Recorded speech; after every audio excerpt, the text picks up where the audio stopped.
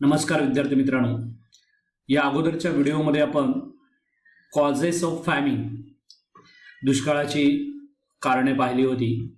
काही कॉजेस ही नॅचरल आहेत, नैसर्गिक आहेत, काही मानवनिर्मित असू शकतात. आता इन द पास्ट म्हणजे इतिहासामध्ये फॅमिनच्या संदर्भात काही वेगवेगळ्या प्रकारच्या शासकांनी त्या काळच्या काही उपाययोजना केल्या आहेत. त्याची माहिती तुम्ही स्वतः जमवणे अपेक्षित आहे. त्यापुढे जाऊयात आपण. There are records of loss of life caused by severe famines in various parts of the world. जगामध्ये फॅमिनमुळे खूप मोठ्या प्रमाणावरती जीवितहानी झाल्याचे पुरावे आहेत किंवा जीवितहानी झालेली आहे. यामध्ये Asia has turn out to be the most famine affected continent of the world. आता कॉन्टिनेंट म्हणजे ज्याला आपण तुम्हाला माहिती आहे 7 कॉन्टिनेंट्स आर देअर. त्यामध्ये आपलं आशिया खंड जे आहे ते दुष्काळामध्ये सर्वाधिक दुष्काळामुळे अफेक्टेड किंवा त्याच्यावर सर्वाधिक परिणाम झालेला आहे, परिणाम होत आहे, कदाचित होतही राहील. A majority of the famines occurred in drought-prone and flood-affected regions. आता majority of famines occurred in drought-prone or flood-affected regions. जिथे खूप तीव्र दुष्काळ आहे आणि महापूर वगैरे येत आहेत, अशा ठिकाणी फॅमिनचे खूप मोठ्या भीषण परिणाम आपल्याला पाहायला मिळतात. Among the most dreadful famines that have occurred in the world are the famines that affected India and China. आता जगभरामध्ये सगळीकडेच दुष्काळाचे खूप विपरीत आणि अतिशय भयानक परिणाम होत आहेत अलीकडच्या काळामध्ये. त्यामध्ये आशिया खंडात, विशेषतः आशिया खंडामध्ये याचे खूप जास्त तीव्र परिणाम दिसत आहेत. आणि यामध्ये सुद्धा म्हणजे आशिया खंडामध्ये आपला समावेश आहे, चायना आहे, आणखी भरपूर देश आहेत. भारत आणि चीन या 2 देशामध्ये फॅमिनमुळे परिणाम होण्याचं प्रमाण इतरांच्या तुलनेत खूप जास्त आहे आणि अलीकडच्या कालावधीमध्ये ते अधिकच जास्त दिसतं आहे. आता सगळ्यात महत्त्वाचं, are we responsible for famine. आता आपण म्हणजे मानव फॅमिनसाठी कारणीभूत आहे का? तर याचं उत्तर तसं देणं खूप कठीण आहे. पण सम ॲक्टिव्हिटीज ऑफ ह्युमन बिईंग, आपल्या काही ॲक्टिव्हिटीज किंवा मानवाने काही केलेल्या ॲक्टिव्हिटीजमुळे फॅमिनला आमंत्रण मिळतं, हे मात्र लपून राहिलेलं नाही. आणि त्यामुळे दुष्काळातला जशी अनेक कारणं आहेत फॅमिनला, वेगवेगळी आहेत. काही नॅचरल आहेत, मॅनमेड आहेत, त्याच्यामध्ये काही मॅनमेड रिझन्स आहेत आणि अल्टिमेट आपण त्याला जबाबदार आहोत. Water shortage is increasing as the balance between rainfall and population is disturbed. पाण्याची टंचाई वारंवार वाढत चाललेली आहे, इन्क्रीज होते. आणि असं का होतंय तर there is balance between rainfall and population is disturb. पडणारा पाऊस आणि लोकसंख्या यांचा बॅलन्स डिस्टर्ब होत चाललेला आहे. तुम्हाला माहिती आहे, जरी आपला ग्रह पाणीदार आहे, म्हणजे जलग्रह म्हणून ओळखला जातो आपल्या प्लॅनेटला, तरी सुद्धा पिण्यायोग्य किंवा वापरायोग्य पाण्याचं आपल्या ग्रहावर प्रमाण खूपच कमी आहे. त्याचं एक कॅल्क्युलेशन मी तुम्हाला सांगतो. तुम्हाला माहिती आहे 71% वॉटर आपल्या ग्रहावर आहे आणि 29% जमीन आहे. आता हे जे 71% वॉटर आहे ना, म्हणजे जे सगळं पाणी आहे, त्या पाण्यापैकी सुमारे 96% आसपास पाणी हे समुद्रामध्ये आहे. म्हणजे ते आपल्याला डायरेक्ट पिण्यासाठी किंवा शेतीसाठी वापरताच येत नाहीये. उरलेल्या 4% पैकी 3% वॉटर आपल्या पृथ्वीच्या दोन्ही ध्रुवावरती बर्फामध्ये अडकून राहिलं आहे, बर्फामध्ये आहे ते, आणि त्यामुळे तेही सध्या आपल्याला वापरता येत नाही. जेव्हा ते वितळेल तेव्हा समुद्राला जाऊन मिळेल. मग फक्त 1% वॉटर इज देअर, जे पावसाच्या रूपामध्ये पृथ्वीवर येते, रिसायकल होतं सारखं, आणि तेच पाणी आपल्याला पिण्यासाठी उपलब्ध राहतं. आणि तेही तुम्हाला माहिती आहे, काही ठिकाणी खूप पाऊस पडतो, काही ठिकाणी अतिशय कमी. त्यामुळे त्या 1% मध्येच आपल्याला आपल्या पिण्याच्या पाण्याची, आपल्या वापराच्या पाण्याची, शेतीसाठी, उद्योगधंद्यासाठी सगळ्या योजना करायला लागतात. आणि म्हणून लक्षात ठेवा, पाणी अत्यंत महत्त्वाचं आहे. जरी आपला ग्रह जलग्रह असला तरी सुद्धा तिथं उपलब्ध असलेलं पाणी जरी पुष्कळ असलं तरी वापरायोग्य पाणी तसं फारच कमी आहे. दो there has been a very high rise in the production of food grains as a result of green revolution. Green revolution म्हणजे हरित क्रांतीमुळे अन्नधान्याच्या उत्पादनामध्ये विक्रमी वाढ झालेली आहे, पण त्याचा एक ॲडव्हर्स परिणाम पण झाला आहे. The balance of the environment has been lost. एन्व्हायरमेंटचा बॅलन्स लॉस झाला आहे, बिघडला आहे due to the use of chemical fertilisers. उत्पादन वाढण्यासाठी आपण मोठ्या प्रमाणावरती रासायनिक खतं वापरतोय, पेस्टिसाइड्स वापरतोय. विडीसाइड्स म्हणजे तणनाशक, पेस्टिसाइड्स. आता ही सगळी केमिकल्स जे आहेत ते आपल्या एन्व्हायरमेंटचा बॅलन्स जो आहे, एन्व्हायरमेंटचा मुळातलं जे त्याचं कंटेंट आहे, मुळातल्या त्याच्यामध्ये असलेले घटक आहे त्याचा बॅलन्स बिघडवत आहेत. आणि या सगळ्या गोष्टी आपल्या उत्पादन जरी ग्रीन रिव्हॉल्युशनमुळे वाढलं असलं तरी ते कदाचित पुढे आपल्याला अत्यंत भयानक स्थितीला तोंड द्यावं लागेल उत्पादन घटल्यामुळे, कारण आपली जमीन नापीक होण्याचं प्रमाण वाढत चाललंय. Unlimited lifting of water. खूप मोठ्या प्रमाणावरती आपण वॉटर लिफ्टिंग करतोय. विशेषतः पृथ्वीच्या पोटामध्ये असलेलं पाणी विहीर आणि बोरवेलच्या मार्फत आपण खूप जास्त उपसतोय. त्याचा एवढा उपसा करतो आहे की त्याची वॉटर लेवल पुन्हा रिकव्हरच होत नाही, कारण तेवढा पाऊसच पडत नाही आणि तेवढं पाणी जमिनीमध्ये मुरतच नाहीये. आणि त्यामुळे अनलिमिटेड लिफ्टिंग ऑफ वॉटर हे सुद्धा फॅमिनला आमंत्रण आहे, लक्षात ठेवा. इरोजन ऑफ लँड, जमिनीची धूप होणे. मिसयूज ऑफ वॉटर, वॉटरचा मिसयूज केला जातो. तुम्हाला माहिती आहे वेगवेगळ्या ठिकाणी गरजेपेक्षा जास्त अनावश्यक पाणी वापरलं जात आहे आणि या सगळ्या कारणामुळे फॅमिनला आमंत्रण मिळतं आहे. ही काही कारणं आहेत.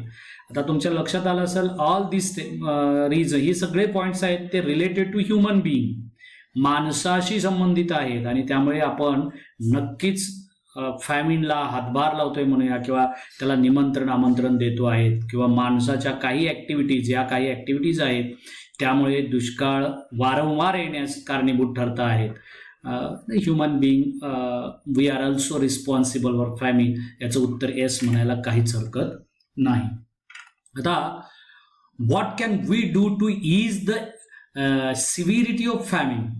टू ईज म्हणजे कमी करणे, आणि तीव्रता फॅमिनची आपण कमी करू शकतो का, किंवा त्याचे परिणाम काही टाळू शकतो का, किंवा आपण योग्य काळजी घेतली तर या फॅमिनच्या सिच्युएशनमधून आपण बाहेर पडू शकतो का, किंवा त्याच्यावर उपाययोजना करू शकतो का. तर याचंही उत्तर हो असंच आहे. पहिलं आहे planned uses of water and reuse of water. पाण्याचा प्लॅन्ड यूज पाहिजे, अत्यंत प्लॅनिंग करून पाणी वापरायला पाहिजे. मी तुम्हाला सांगितलं ना, अतिशय कमी वापरायोग्य डायरेक्ट युजफुल ज्याला आपण म्हणतो असं पाणी आपल्या ग्रहावर आहे. जरी आपला ग्रहावरती 71% ग्रहाचा भाग हा पाण्याने व्यापला असला तरी फक्त 1% वॉटरच आपल्याला त्यापैकी युजफुल फॉर्मॅटमध्ये आहे, डायरेक्ट युजफुलमध्ये. रियूज ऑफ वॉटर करायला पाहिजे. वॉटर रियूज करणं अत्यंत गरजेचं आहे, कारण आपण पाणी वापरतच चाललोय आणि रियूज मात्र आपण पाण्याचा खूप कमी करतो आहे. आणि रियूज नाही केला तर भविष्यामध्ये आपल्याला पाणी टंचाईच्या भीषण समस्येला नक्कीच तोंड द्यावं लागेल. आता रियूज कसं करायचं आहे, जसं की आपण घरामध्ये वेगवेगळ्या कारणासाठी पाणी वापरतो आहे, कपडे धुणे आहे, भांडी धुणे आहे, हे पाणी आपण झाडांसाठी किंवा थोडंसं ते रिसायकल करून गाड्या धुण्यासाठी किंवा बाकीच्या गोष्टीसाठी वापरू शकतो. त्यासाठी प्लॅनड यूज असणं गरजेचं आहे. Proper planning of water conservation and harvesting at the local level. बघा, अत्यंत प्रॉपर प्लॅनिंग, योग्य नियोजन असायला पाहिजे. वॉटर कॉन्झर्वेशन म्हणजे पाण्याचं संवर्धन होण्यासाठी, हार्वेस्टिंग ॲट लोकल लेवल म्हणजे स्थानिक पातळीवरती पाण्याचं नियोजन करून संवर्धन करण्याच्या योजना असायला पाहिजे. पाणी अडवा पाणी जिरवा तुम्हाला माहिती आहे. अण्णा हजारेंचं नाव ऐकलेत की नाही? त्यांच्या गावामध्ये ही योजना खूप मोठ्या प्रमाणावरती राबवली जाते. महाराष्ट्र शासनाची सुद्धा आता जलयुक्त शिवार नावाची योजना आहे बाळांनो. ही लोकल स्तरावरती प्लॅनिंग करून पाण्याचा योग्य वापर किंवा वाया जाणारं म्हणूया किंवा वाहून जाणारं पाणी त्याचं संवर्धन कसं होईल, आपल्याच जमिनीमध्ये ते कसं मुरेल आणि त्याचा आपल्याला वर्षभर कसा वापर करता येईल यासाठीचा प्लॅन केला जातो. असं जर आपण केलं तर आपण फॅमिनची तीव्रता नक्कीच कमी करू शकतो. आपण पाऊस नाही पाडू शकत, पण पडत असलेल्या पावसाचं पाणी जास्तीत जास्त वापरू शकतो, योग्य पद्धतीने वापरू शकतो, वाहून जाणारं पाणी रोखू शकतो आणि त्यामुळे त्याची तीव्रता दुष्काळाची आपल्याला नक्की कमी करता येईल. Large scale plantation of trees and prevention of deforestation. तुम्हाला सगळीकडेच माहिती आहे प्लांटेशन खूप जास्त करणं गरजेचं आहे. आता प्लांटेशनमुळे जमिनीची धूप होत नाही, मातीची धूप नाही झाल्यामुळे उत्पादन वाढीस मदत होणार, कारण चांगली माती तुमच्या शेतीमध्ये राहील. दुसरी गोष्ट, पाऊस पडण्यासाठी वारे थांबण्याची गरज असते आणि जर तुम्ही खूप प्लांटेशन केलं तर ढग वाहून नेणारे वारे जरा म्हणजे तिथे त्याला अडथळा होईल आणि मग त्या ठिकाणी पाऊस पडण्यास मदत होईल. आणि म्हणून प्लांटेशन गरजेचं आहे. आणि प्रिव्हेन्शन ऑफ डिफॉरेस्टेशन, जंगलतोड थांबवायला पाहिजे, अत्यंत गरजेचा विषय आहे.